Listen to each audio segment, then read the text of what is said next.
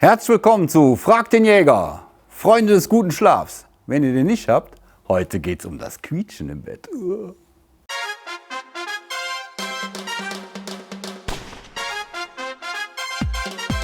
Ich bin der Jäger. Ich bin der Jäger. Also um das Quietschen zu finden, muss erstmal alles raus hier. Ich muss an die Sache ran. Als erstes schaue ich mir an, wie sind die Lattenroste da drin. Das heißt, ich gucke mir genau an, haben die noch Spiel? Hängen die irgendwo dran? Meistens sind die irgendwo verklemmt und dann irgendwo da quietscht, dann ist dann da irgendwo was.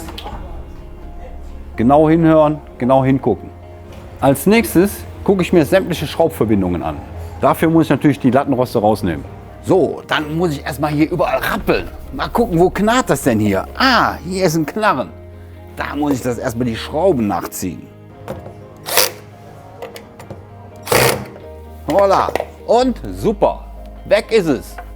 So einfach hat man es natürlich nicht immer. Aber überall alle Beschläge, alle Schrauben nachziehen.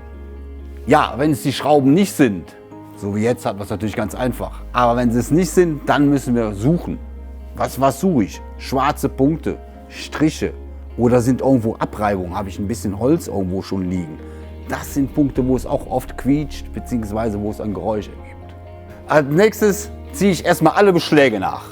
Ja, alle Ecken durch, alle Eckverbindungen nachziehen. Dran denken, nach ganz fest kommt ganz lose. Logisch.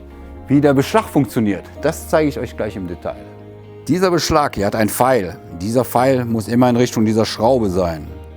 Und dann kann ich den wunderbar drehen und ziehe somit die Schraube bzw. das Holz an. Zack, so ist es fest. Was natürlich wichtig ist, dass ich vernünftiges Werkzeug habe. Ja, der muss hier rein, da muss richtig gedreht werden. Nicht irgend so ein olles Ding vom Opa aus der Werkzeugkiste, sondern richtig tolles Werkzeug muss dazugehören. So, auch ein 13er Maulschlüssel wird sehr oft gebaut für solche Verbindungen. Einfach mal nachziehen. So, nachdem wir jetzt diese ganzen Eckverbindungen alle nachgezogen haben, gibt es noch einen wichtigen Punkt, wenn es dann noch knarrt. Hier am Standfuß, da gibt es auch oftmals Geräusche. Normalerweise ist natürlich Holz auf Holz, macht nie ein Geräusch. Aber wenn es so ist, ein Filz oder alternativ ein Gummi drunter machen. So, nachdem wir das jetzt alles überprüft haben und es quietscht immer noch, naja, vielleicht liegt es doch an den eigenen Knochen, wer weiß. Ich bin der Jäger. Ich bin der Jäger. So, das war's mal wieder zu Frag den Jäger. In eigener Sache möchte ich noch gerne was sagen. Wir haben unser ganzes Herzblut da drin. Es macht uns eine Freude, diese Videos zu machen. Hier gibt's noch mehr. Da oben könnt ihr es abonnieren. Und wer will, da unten ist noch eine Glocke. Ist zwar nicht der dicke Peter vom Kölner Dom, aber naja, macht ein Zeichen, wenn es wieder was Neues gibt. Ich freue mich, wenn Sie dranbleiben und vor allen Dingen schlafen Sie gut.